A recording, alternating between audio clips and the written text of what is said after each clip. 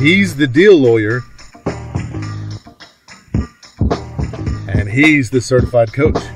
Find out what happens when these two professionals talk about universal questions and topics that require insightful answers. This week, the guys meet to talk about. This episode starts now. You know, PJ, I'm really excited about this topic because I think a lot of people get bullied. And I'll be honest with you, I've been bullied before in a negotiation. I've been bullied before in a situation where I didn't have a whole lot of leverage or clout in the situation and just got completely dominated. Nobody wants to get dominated, you know. No, not at all. You know, there's nothing worse than, you know, just getting completely obliterated in a negotiation. We're talking about, you know, like in the wrestling context, getting body slammed and just can't do anything about it. Or, you know, the pile driver, just getting pile drived, and, you know, in a negotiation. Or like, you know, a hot comb going through your head and not being prepared for everything, like fired, hot, and everything. And so we want to prevent that kind of stuff happening to you. And so what we're going to talk about today is how to deal with a bully. Absolutely. And there's a couple ways to do that, but also how to do it in such a way where you can win. And so I don't know. Are you okay with talking about this? I'm very okay with talking about this because most people don't know this, but when it comes to bullying, that actually is 4 times more common than sexual harassment and racial discrimination. That's how common bullying is in the workplace, and most of that's because it's not illegal to be a bully. And you know, what is a bully? Yes. And so I did do a little research. Good for you. Good for you. Love that. And Webster's dictionary defines a bully as a person who uses strength or power to harm or intimidate those who are weaker. That's right. And I think in our clinical mental health perspective, we would say that the bullying really is a systemic campaign of interpersonal destruction of someone that's perceived to be lesser than. Yeah. And sometimes I think that people may not even know they're a bully. Or it could be also that it's not necessarily that they're a bully, but they're displaying bullying tactics. But no matter what, the end user, the one who's receiving this bullying, is the one that is being harmed by it or being rattled by it or in some way giving in and caving in a negotiation and causing yourself to lose. You can lose out on money. You can lose out on your self-esteem. There's all kinds of things that can happen when you are the recipient of bullying tactics. That's true. So the targeting of anyone that's been a target of any kind of bullying, what we'll know is this. At some point, it will create anxiety. We know stress goes up. Then this creates suicidal thoughts, right? So this terrible. Becomes very serious. And then we do know we have cases where people have suffered strokes because they were dealing with a bully day in and day out. Yes, and Penny, thank you. There's people who bully do not know sometimes that they are a bully. And so that's right. Thank you for that comment. And by the way, we want you to comment. We are reading these comments and we are paying attention to all that. And so we want to make this very much interactive. And so thank you for that. You know, I think one way when you're dealing with a bully, I think step one, how to handle a bully and win is to, number one, know yourself. And PJ, what I mean by that is I think people need to know what their natural inclination is, what they would most likely do when they are confronted with someone bullying them. That makes sense. Like, so some people, you get into the fight or flight situation and they're going to run out of the room, or they're going to put up a fight immediately. And, you know, for me personally, I know that when I get confronted with a bully, my natural inclination is to bully right back. Right. Or like I go right back. And so, but that's not good. Right. And neither is running out the room necessarily good either, depending on the situation. What you must know is what your natural tendencies are, so that you can be able to not be subject to the bullying tactics. I agree with that. And I would say, I would add on to that, another one is also to name it and claim it. Right? Because sometimes what people do is they'll go, well, maybe he was just having a bad day. he's been doing this for several months to you now. It's not just a bad day. There's a pattern here. So some people, because of their positivity, because they were raised, not all people are bad like this, they will excuse the bad behavior. The targets will, which then opens up the bully to give it to them even harder and more. Yeah. So that's a great point. That being the recipient of it, you're trying to figure out what's going on, and some of us are so kind and nice, we're thinking, okay, surely this is just an aberration. This is a dream. This is not happening to me. This can't be what this person is doing. And so we do need to understand what it is. That's exactly right. Or you may even tell yourself, well, good people are supposed to be jerks. You know, they're rich, so they have the reason to be that way. So therefore, in a way, since I'm kind of the beggar in this situation, I guess it's okay that he's treating me that way. No. And so the corollary to understanding yourself, we're still talking about knowing yourself, is also knowing who you're dealing with. And this is basically what you're saying here also. So if you're about to walk into a negotiation and you're about to sit down with Joe Blow, you need to know what Joe Blow's natural inclinations are. Hopefully you have been around them. I like to use this very, very strong, powerful research tool. Tell me about it. It's called Google. And so what you do is you need to Google the person if you don't know them that well and find out everything you can about them. They may have a criminal history.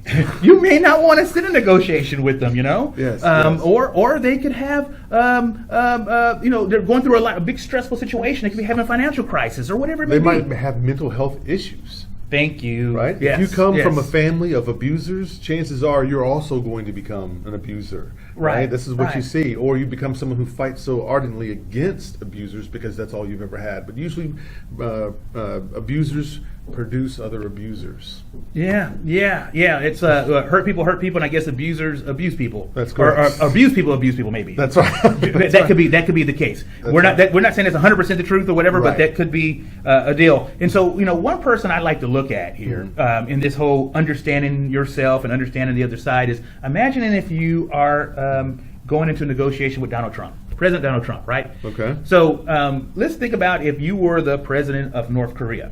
And you're going back and forth with Donald Trump, and Donald Trump is saying things like, North Korea has just launched another missile. Does this guy have anything better to do with his life? Or they will be met with fire and fury, the likes the world has never seen. I mean, those are powerful words. Yes. Would you consider it to be a bully tactic? And then here's the other one. I like this one too. He said, I spoke with President Moon of South Korea. I asked him how Rocket Man is doing. Long gas lines in North Korea. That's after we put on some trade embargoes and all that kind of stuff and everything. And so those sort of tactics and everything. Now, on the other end, the president of North Korea is bullying himself as well. Yes. I mean, he's shooting rockets out of the sky and displaying power. We go back to this definition of bullying, a person who uses strength or power to harm or intimidate those who are weaker. And so if we're looking at who our counterpart is in this situation, if you're sitting next to a Donald Trump or a president of North Korea, you got to pay attention to that. Yeah. Well, I mean, again, that's the other part of this as well, Steve. It seems like sometimes bullies don't just always attack the inferior. Sometimes bullies will attack other bullies. They're actually almost kind of drawn to it, and now it becomes this Machiavellian type thing, and it's like, well, who can be the top bully? So bullying all the way around is just not good, because not only will they go after those they consider meek, sometimes they will attack the other bully. Yeah, and so when you have two bullies bullying each other, I can also think of this recent deal right now. Oh, yeah. What do you think I'm going to with talk Iran? about? Oh, well, that too. But I was thinking about 50 Cent and the boxer. Okay. I mean, they're going back and forth. This stuff is ridiculous. Toxic, yeah. It is extremely, and both of them just go back. It's gotten so bad. And so what happens when you respond to a bully with bullying tactics?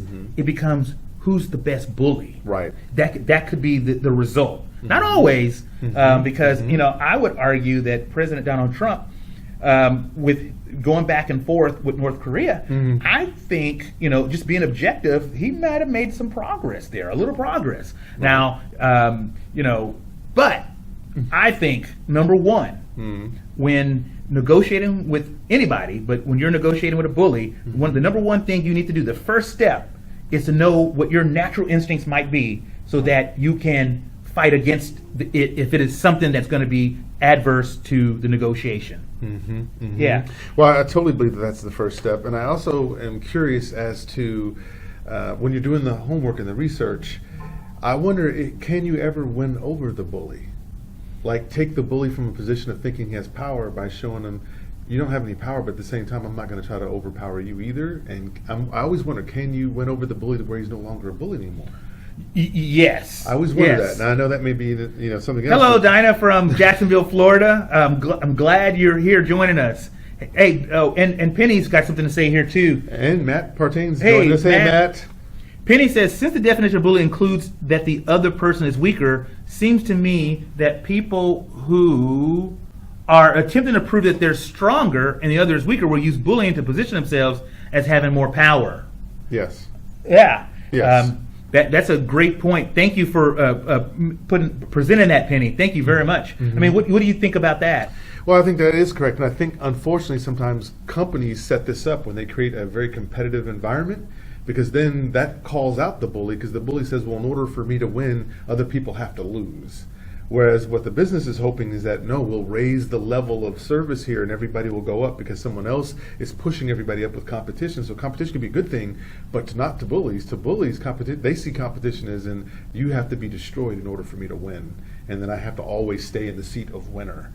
So I think sometimes the way we're set up business-wise, it almost breeds the grounds for bullies to show up. Because a lot of times bullies are protected because they're seen by the boss as, well, but he gets results though. Yeah. Oh, and so we're going into the context of the employment context. Yes. And so that's a very, very good point. And so again, back to the definition, that person who might be bullying views themselves as being powerful and exerting their power over someone weaker, so they feel like they're protected. Yes. You know? Yes. And then, just to finish up with President Donald Trump, and then we'll move on to the second point. After he's done all these bullying tactics and utilized them, because part of it is power and control. Correct. Then, now that the person is dependent on your every word, yes. Then he comes back and starts saying, towards the end when they actually meet in North Korea, North Korea has great beaches. And then he's with the photographer, and he's like, "Hey, take a nice photo of me and the president of North Korea. That makes us look handsome and thin." And so now they're best buds and they're chums because he's getting the results possibly that he wants. So anyway, I want to move on to the second point here. Yes. So the second point is that if you are negotiating with a bully, what you need to do is breathe. What I mean by that sounds reasonable. When you think, if you stop breathing, maybe you just won't. The negotiation won't end. You don't have to worry about anything. but philosophically, you need to breathe. Yes. And what I mean by this is silence. Take a step back. Someone's going to say something offensive. Breathe through it. Silence. The other side is going to be thinking, what's going on here? In negotiation, I love to talk about the power of silence. Okay. How it causes your counterpart to basically fold at times and start talking. And they can talk themselves out of things. And if you say something extremely offensive to somebody and they just sit there meek and very silent, you're going to think it through, and maybe you're going to say, you know what, I think I may have overstepped my boundary right there. But it also gives you, the negotiator in your stance, dealing with a bully, the ability to think through and not allow your natural personal inclinations to come out if it's something that will hurt your negotiation. That's correct. I think at any time, whenever you're indifferent to a situation, what you'll notice, and I see we got some more comments we'll read in a second, guys. Whenever you're indifferent to someone when they're doing something, and again, the bully wants to draw you out. Yes. So if you don't give them that, if you just make it look like you're calm, again, you're breathing, you're calm, you almost seem detached from the whole situation, which is indifferent, then they're trying to figure out, well, did I do that right? Maybe I need to hit harder, or maybe it doesn't work on him. And when they see that you're very calm, and when you do that, they then know, okay, this guy is going to be a little harder to break the nut. Let me go find somebody who I think is a little weaker. I picked the wrong guy, and sometimes it will serve you in that way. Yes. And Rosalind Booker, she said the power of pause. And then I saw Lamont. He said, never let a bully see you as stressed or as if they have you on the ropes. Yes.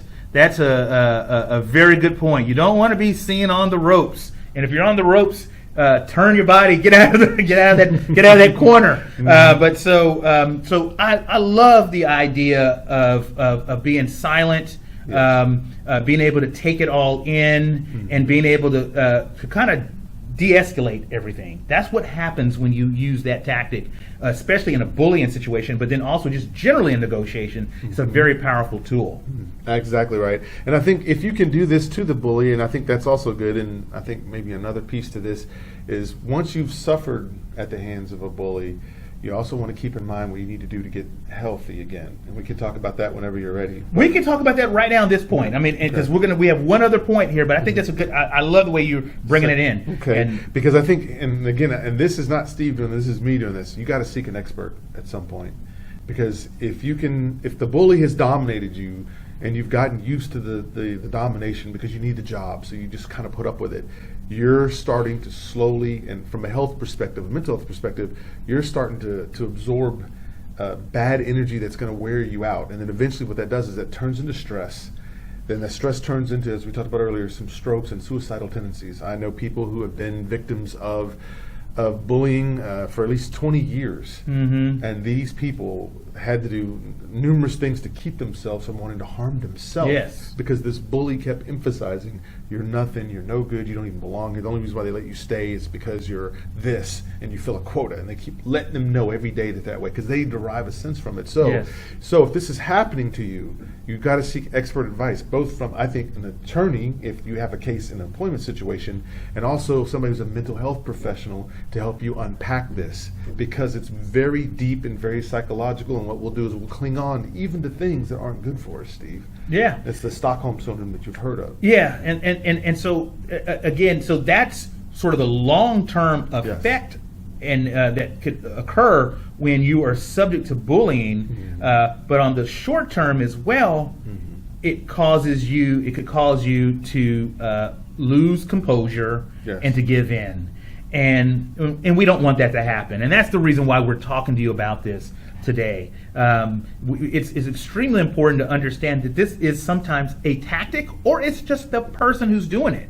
And so you need to understand that. And Lamont, you're exactly right. I see the point here. Be willing to walk out and try again another time. And part of this breathing exercise, Lamont, too, is when you're breathing and the person, because this is the other side of it. If you're quiet, and because you alluded to this earlier, they will either sometimes be introspective and think about what they're doing and calm down, or because they're not getting a response, they can keep escalating.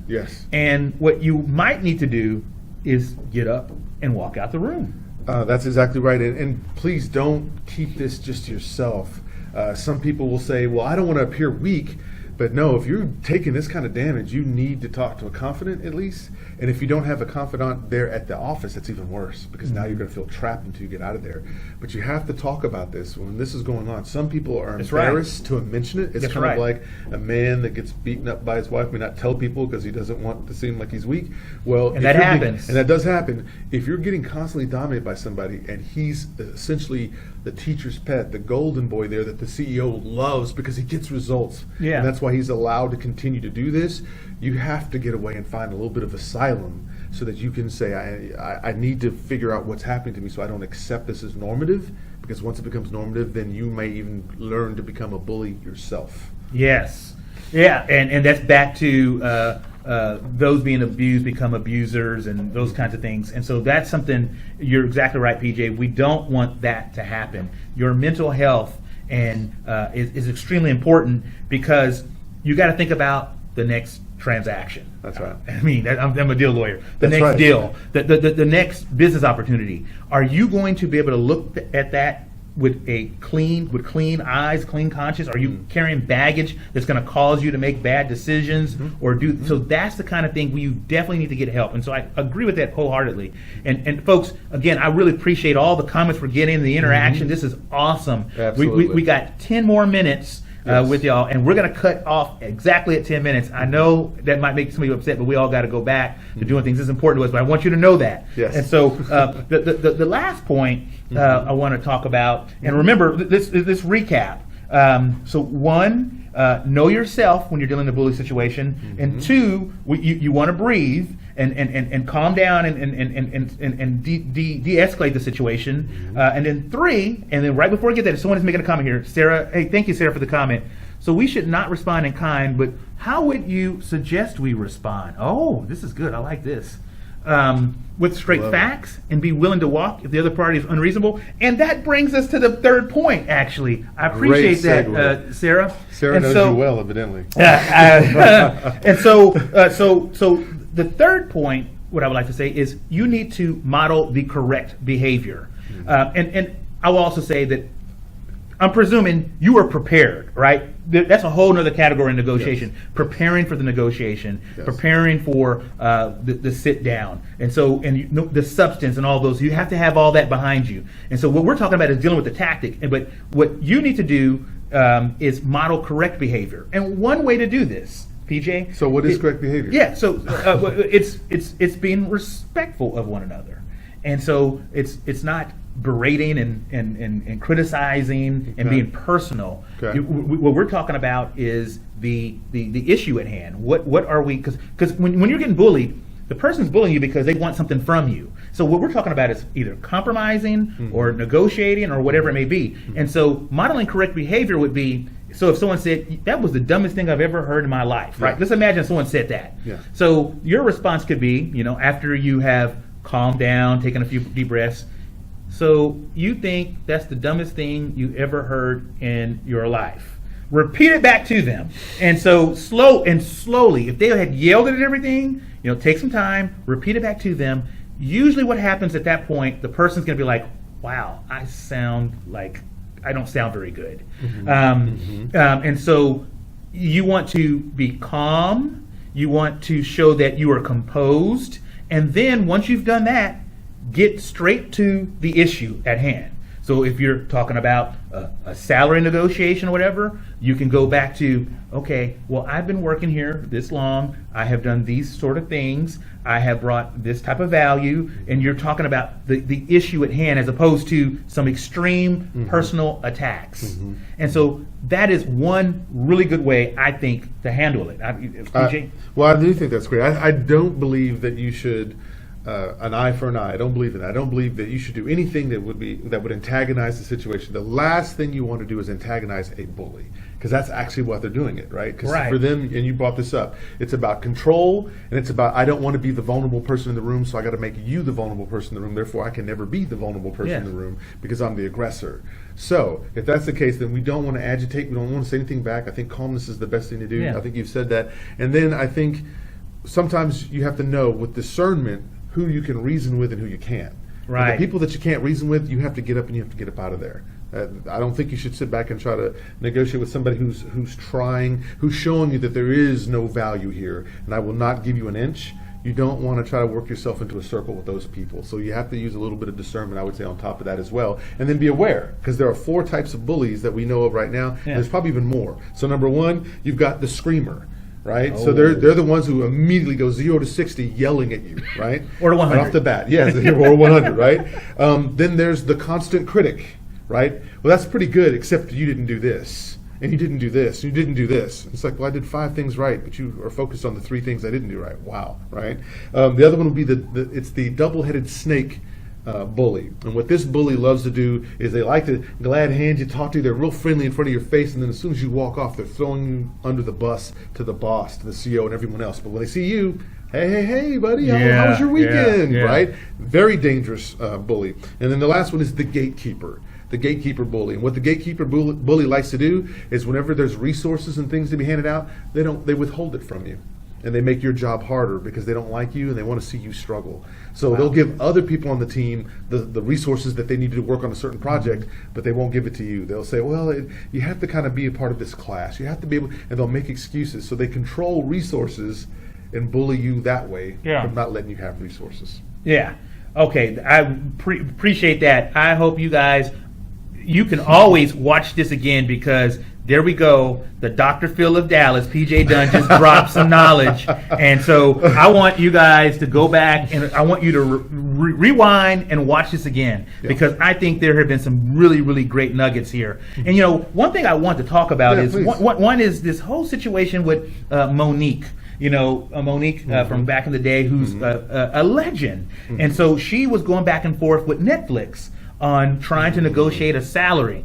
And so one reason why I really got into negotiation after I'm an adjunct professor at Baylor Law School was when I was teaching. A student asked, does race and gender play a role in negotiation and all that? And I'm like, absolutely it does. Absolutely. And one thing I'm sympathetic to is especially women and people of color when they are sometimes not being treated fairly in the negotiation context. Right.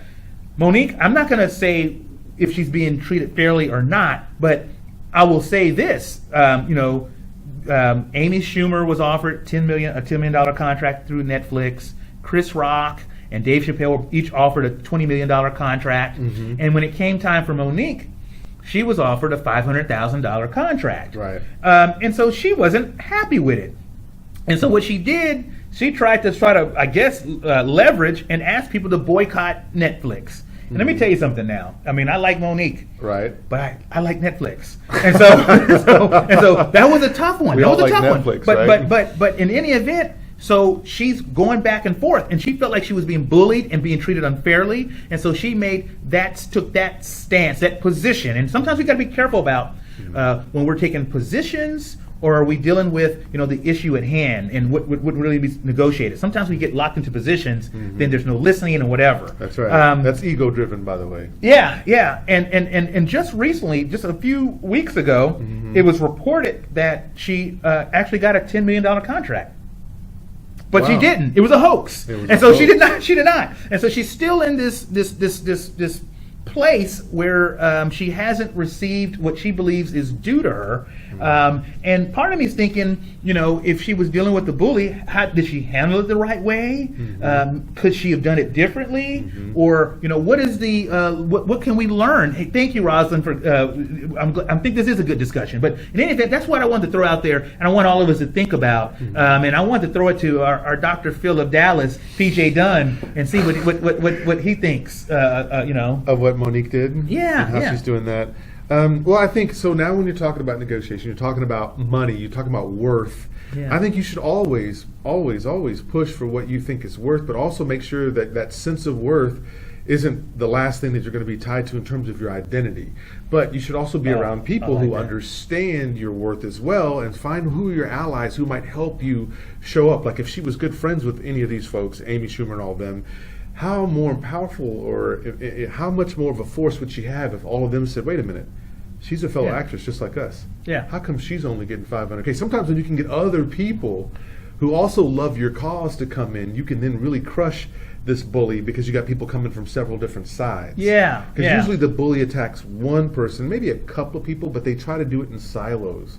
But you can surround them with other people who also so I think for Monique, if she had a good relationship with some of these other actors, that had been even more powerful negotiating tool. Yeah, and unfortunately, I think so. She feels like she's being blackballed by Lee Daniels, Oprah, Tyler Perry.